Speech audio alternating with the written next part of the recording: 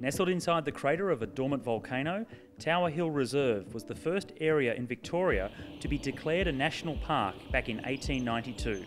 The park has an abundance of wildlife roaming free, and on its northern slopes, the early Irish settlement of Koroit and the Great Ocean Road play host to stages 6 and 7 of the Tour of the Great South Coast. Day 4 of the Fulton Hogan Campolina Tour of the Great South Coast is another double stage day. First stage here in Koroit is a 40 kilometre criterium, and again we see multiple intermediate time bonus sprints on offer. They'll play a major role in this year's tour. In the afternoon stage we head to Peterborough along the Great Ocean Road, so plenty of racing, plenty of time bonus sprints, and the 10-second lead that Brenton Jones has over Jesse Kerrison and Pat Shaw is not so secure with all of those intermediate time bonus sprints on offer. Yeah, tough little day here today in Koroit. Pretty free-flowing course here, so it's definitely going to be hard and fast action. The main challenges for us at Avanti are going to be definitely Jesse with the sprints, and also Pat Shaw, because he's definitely one of those wily sort of characters in the bunch.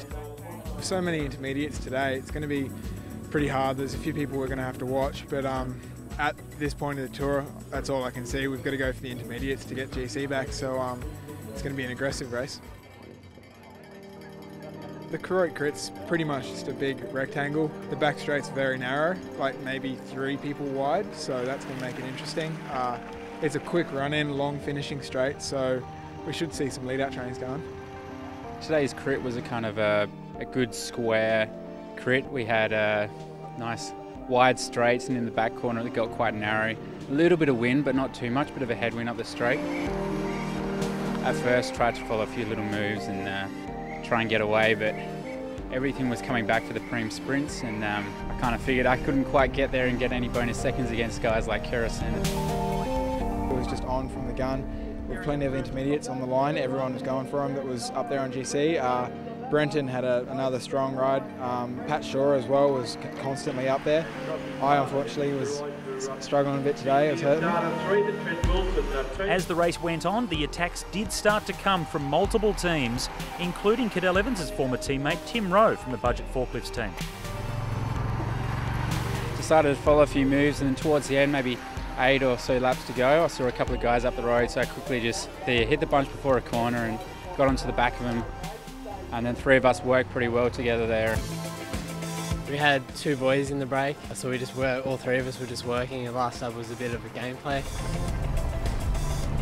And towards the end there, I was swapping off hard, but Josh Taylor was playing a really good game, and I knew he was playing a game, but in the end he still got me there and hit me on before the last corner, and I just hit me that quick. I couldn't get onto him, and that was it all over. And going solo on the final lap, Josh Taylor rounded the final corner just ahead of the main field and held on in the finishing straight to take the stage victory ahead of Alistair Donoghue and Brenton Jones in the yellow jersey. Yeah, last lap was really good. Sort of whacked him on the second straight, but it was close to the finish. Going into stage 7, Jones extends his lead to 20 seconds over Jesse Kerrison. This afternoon we're going from Koroit to Peterborough along the Great Ocean Road. Remembering it from last year's stage, it was tough, scenic, but there's a tough little berg with about 15k to go. So I think that'll sort the men from the boys, so it'll be vital to stay at the front there. Budget's in a position where they've got to start to earn their stripes back, so they're going to have to be aggressive this afternoon and try and force something, get someone up there on GC, so it's going to be an exciting stage. I'm hoping a few other teams will want to try and shake it up a little bit, because at the moment it's just it's really controlled for the big teams. Just want a bunch sprint for their main guys on the GC. We'll be throwing everything at it this afternoon, 104 down the Great Ocean Road, so stick it in the gutter, mate, see what happens. The lack of crosswinds on course didn't deter the attacks coming from several teams. Our plan was to, from the gun, sort of be in the attack and put Avani in the back foot. Team Avanti worked hard to control the peloton as they approached the Great Ocean Road. Today was a chaotic day, to say the least. budget forklifts, Stadalist, Charter Mason, all through every rider at us that they could possibly throw. We had to watch all the budget and try and keep them out of the break for the team's classification overall. As the attacks continue, 10 riders forced a gap to open up. The boys just kept my spirits up, and throughout the day just helped me pick off some intermediates continuously. A few breaks went up the road which put Avanti under pressure. On the only hill climb of the day, Jackson Morby and Cameron Peterson left their breakaway companions behind.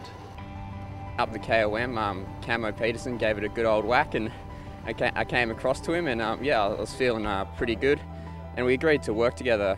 So yeah, it was really good having a really strong rider like him willing to swap off with you.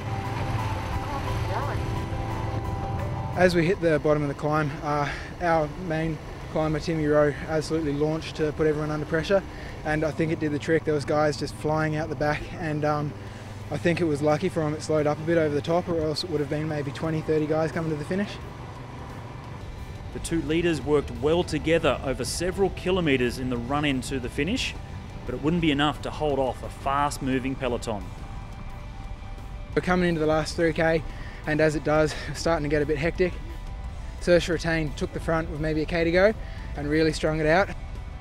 I had Sam Horgan who pulled me up onto their wheel, slotted me in at probably 500 to go, fourth wheel. We turned the corner into a headwind and I kicked pretty much straight away, which was in hindsight too far, but with the downhill and a 55.11 it was just far enough. It looked as if Queenslander Jesse Kerrison had gone too early, but he was strong enough to hold off tour leader Brenton Jones. And third across the line was Charter Mason's Raphael Freinstein.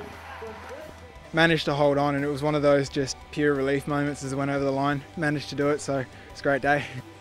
Confidence is one of the important assets of success, and I'm pretty confident as well as the team to go into tomorrow knowing that there's already been 7 stages and they've been able to put me on the podium in every single stage, so I think that's enough confidence for me. I think Jesse has also shown that he's one of the quickest, if not the quickest here, so we won't go down without a fight, so yeah, definitely we'll come out tomorrow yeah, full gas and trying to help out Jesse as much as we can, and hopefully we can take some time back and take the yellow.